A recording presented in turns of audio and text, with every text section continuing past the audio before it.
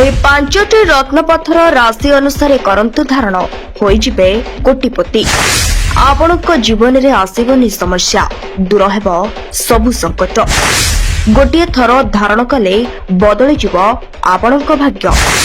ବ୍ୟବସାୟୀ, ଚାକିରି ଓ କର୍ମକ୍ଷେତ୍ରରେ ପାଇବେ ଅଦ୍ଭୁତପୂର୍ବ ସଫଳତା। এই ପାଞ୍ଚଟି ରତ୍ନ କରିଦେବ ଆପଣଙ୍କୁ କୋଟିପତି।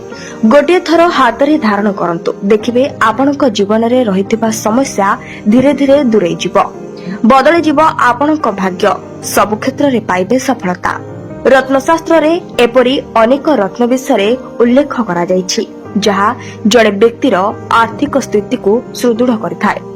ରତ୍ନଶାସ୍ତ୍ର ଅନୁଯାୟୀ ଗ୍ରହମାନଙ୍କର ଅବସ୍ଥା ଜଣେ ବ୍ୟକ୍ତିଙ୍କ ଜୀବନକୁ ପ୍ରଭାବିତ କରିଥାଏ।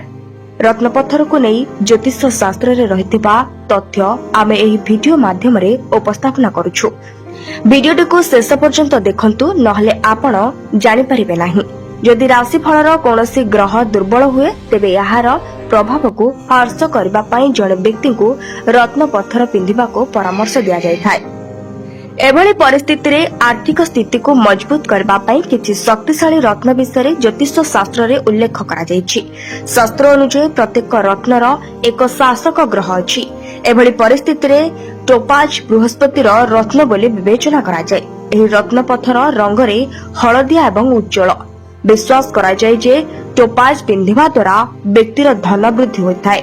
ରତ୍ନ ଜ୍ୟୋତିଷ ଶାସ୍ତ୍ର ଅନୁଯାୟୀ ଟୋପାଜ ବୃହସ୍ପତି ଗ୍ରହକୁ ଶୁଭକାମନା ପ୍ରଦାନ କରିଥାଏ।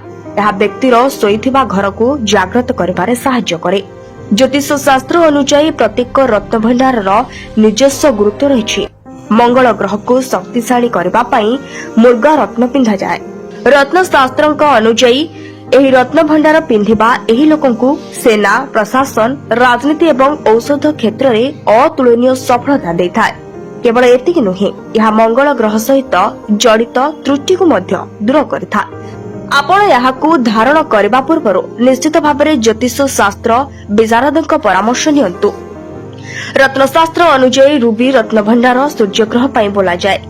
ଜ୍ୟୋତିଷ ଶାସ୍ତ୍ର ଅନୁଯାୟୀ ସୂର୍ଯ୍ୟଙ୍କୁ ଶକ୍ତିଶାଳୀ କରିବା ପାଇଁ ରୁବି ରତ୍ନ ପିନ୍ଧିବାକୁ କୁହାଯାଏ। ଏହି ରତ୍ନପଥର ମୁଖ୍ୟତଃ ସୂର୍ଯ୍ୟଦେବଙ୍କ ଆଶୀର୍ବାଦ ପ୍ରଦାନ କରିଥାଏ। ରୁବି ପିନ୍ଧିବା ଦ୍ୱାରା ବ୍ୟକ୍ତିର ବୈଦିକ ଦକ୍ଷତା ବିକାଶ ହୁଏ। ଜ୍ୟୋତିଷ ଶାସ୍ତ୍ର ଅନୁଯାୟୀ ବୁଧ ଗ୍ରହର ଶୁଭ ଫଳାଫଳ ପାଇଁ ଜାଡେ ପଥର ପିନ୍ଧିବା ପରାମର୍ଶ ଦିଆଯାଇଛି।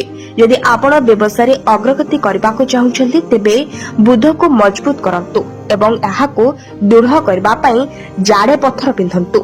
ଏହାକୁ ପିନ୍ଧିବା ଦ୍ୱାରା ଜଣେ ବ୍ୟକ୍ତିଙ୍କ ଜୀବନରେ ଅର୍ଥର ଅଭାବ ରହିନଥାଏ।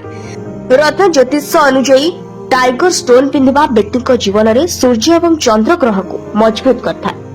ରତ୍ନଶାସ୍ତ୍ର ଅନୁଯାୟୀ ଏହି ରତ୍ନ ପିନ୍ଧିବା ଫଳରେ ବ୍ୟକ୍ତିଙ୍କ ସମସ୍ତ ଦୁର୍ଭାଗ୍ୟ ଦୂର ହୋଇଥାଏ। ଆହୁରି ମଧ୍ୟ ବ୍ୟକ୍ତି ବ୍ୟବସାୟରେ ଆର୍ଥିକ ଶକ୍ତି ପାଇଥାଏ। ଏଥିସହିତ ସୂର୍ଯ୍ୟ ଏବଂ ଚନ୍ଦ୍ର ରାଶିରେ ଦୁର୍ବଳ ହେଲେ ଟାଇଗର ଷ୍ଟୋନ ପିନ୍ଧିବାକୁ ପରାମର୍ଶ ଦିଆଯାଇଛି।